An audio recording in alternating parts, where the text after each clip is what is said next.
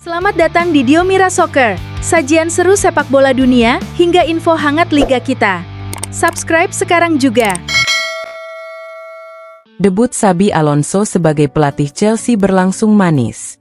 Dalam laga pramusim menghadapi klub Australia, Western Sydney Wanderers, The Blues berhasil mengamankan kemenangan dramatis dengan skor 6-4 di Accor Stadium, Sydney, Selasa 28 Juli.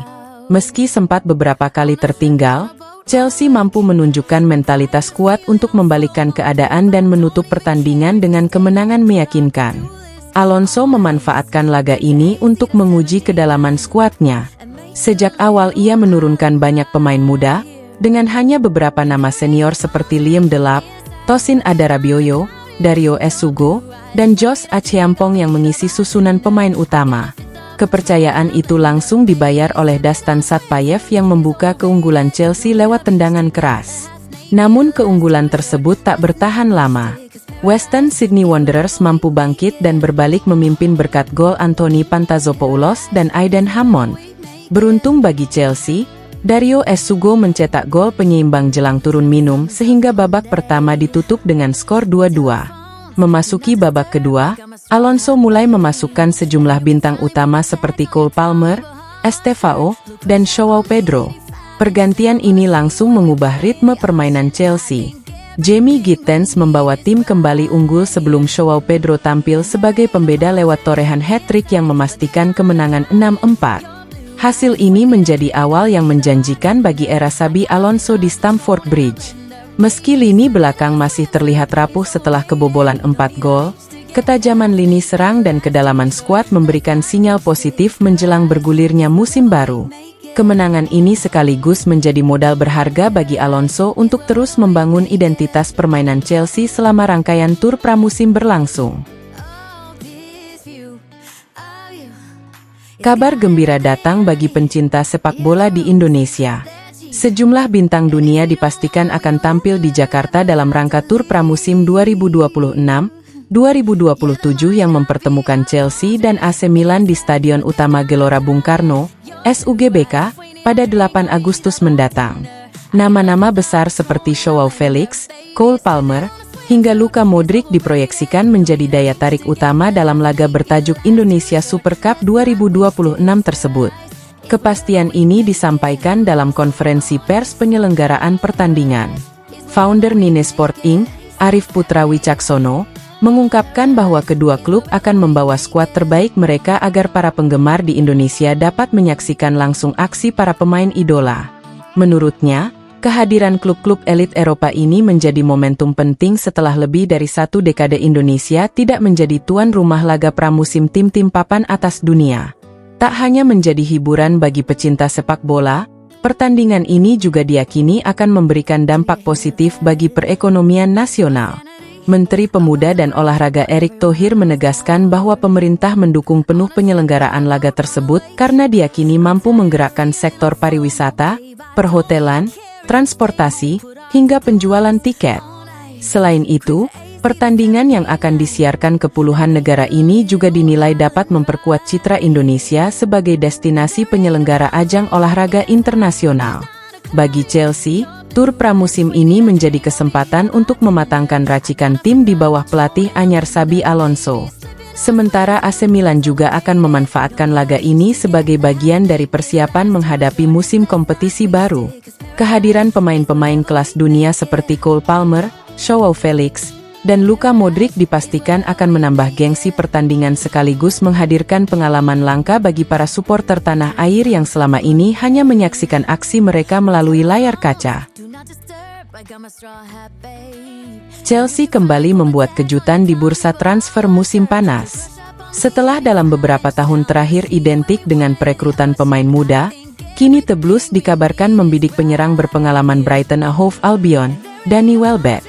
Langkah tersebut dinilai sebagai upaya pelatih Xabi Alonso untuk menghadirkan sosok senior yang mampu memberikan keseimbangan di ruang ganti sekaligus menjadi mentor bagi para pemain muda. Meski telah berusia 35 tahun, performa Welbeck masih terbilang impresif.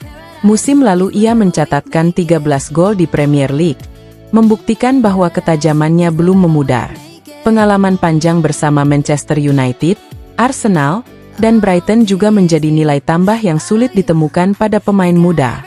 Chelsea pun disebut telah menjalin komunikasi dengan sang pemain, sementara Brighton diyakini tidak akan menghalangi kepergiannya jika mendapat tawaran yang sesuai. Namun, kedatangan Welbeck dipastikan membuat persaingan di lini depan semakin ketat.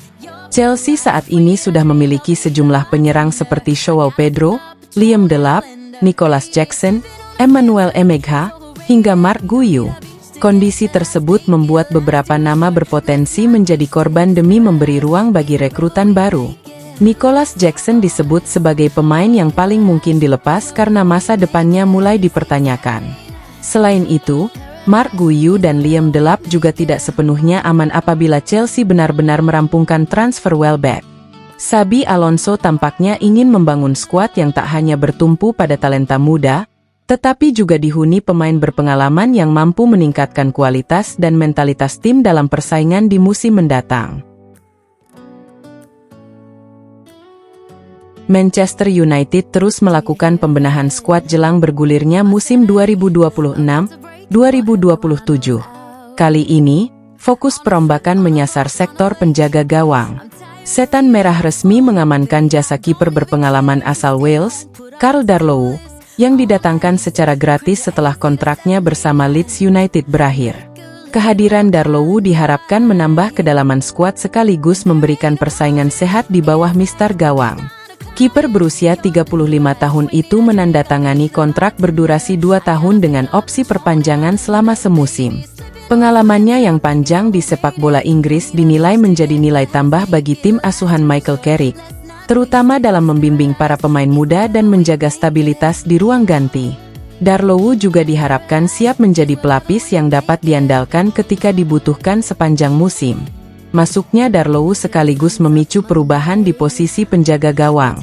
2 nama dipastikan tidak lagi masuk dalam rencana jangka panjang klub. Radat Vitek akan dipinjamkan agar memperoleh menit bermain yang lebih banyak. Sementara Tom Heaton memilih mengakhiri kebersamaannya dengan Manchester United setelah kontraknya habis.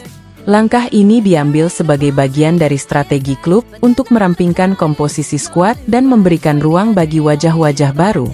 Meski hanya berstatus sebagai pelapis Andre Onana, kehadiran Karl Darlow dianggap sebagai rekrutan yang penting. Manchester United membutuhkan sosok berpengalaman yang siap dimainkan kapan saja tanpa harus mengeluarkan biaya transfer besar. Perombakan di sektor kiper ini juga menjadi sinyal bahwa Carrick ingin membangun skuad yang lebih kompetitif dengan kombinasi pemain senior dan talenta muda demi menghadapi ketatnya persaingan di Premier League maupun kompetisi Eropa musim depan. Arsenal kembali menunjukkan keseriusannya membangun skuad yang mampu bersaing di semua kompetisi dengan mendatangkan Christos Zolis dari klub Brugge. Winger asal Yunani berusia 24 tahun itu ditebus dengan nilai transfer sekitar 34 juta pound sterling dan diikat kontrak jangka panjang. Kehadirannya bukan sekadar untuk menambah kedalaman skuad, tetapi juga diharapkan menjadi senjata baru yang mampu meningkatkan daya gedor The Gunners di bawah arahan Mikel Arteta. Zolis datang ke London dengan modal performa yang sangat impresif. Selama 2 musim memperkuat klub Brugge, ia tampil dalam 108 pertandingan dengan torehan 43 gol dan 45 assist. Kontribusi tersebut mengantarkannya meraih penghargaan pemain terbaik Liga Belgia sekaligus membantu Brugge menjuarai kompetisi domestik. Statistik itu menjadi alasan kuat mengapa Arsenal yakin sang pemain siap naik level dan bersinar di Premier League. Yang paling diharapkan Arsenal dari Zolis adalah kemampuannya bermain di berbagai posisi lini depan.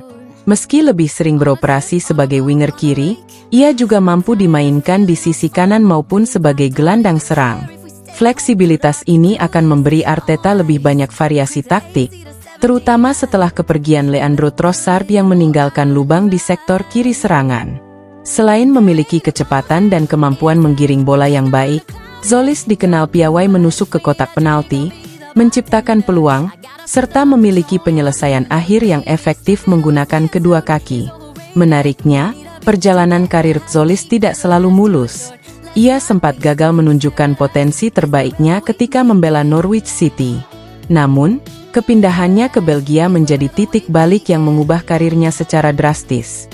Berkat kerja keras dan perkembangan yang konsisten, ia berhasil menjelma menjadi salah satu pemain sayap paling produktif di Eropa. Mentalitas bangkit dari kegagalan inilah yang diyakini akan menjadi nilai tambah bagi Arsenal. Direktur olahraga Arsenal, Andrea Berta, menilai Zolis memiliki kombinasi teknik, kreativitas, naluri mencetak gol, dan karakter yang sesuai dengan filosofi permainan klub. Sementara itu, sang pemain mengaku semakin mantap bergabung setelah berbicara langsung dengan Mikel Arteta mengenai proyek jangka panjang Arsenal. Zolis pun menegaskan ambisinya bukan hanya mendapatkan menit bermain, tetapi juga membantu The Gunners meraih sebanyak mungkin trofi musim ini. Dengan kualitas yang dimilikinya, Arsenal berharap rekrutan anyar tersebut mampu memberikan dimensi baru di lini serang dan menjadi salah satu kunci dalam mempertahankan gelar Premier League sekaligus berburu prestasi di Liga Champions.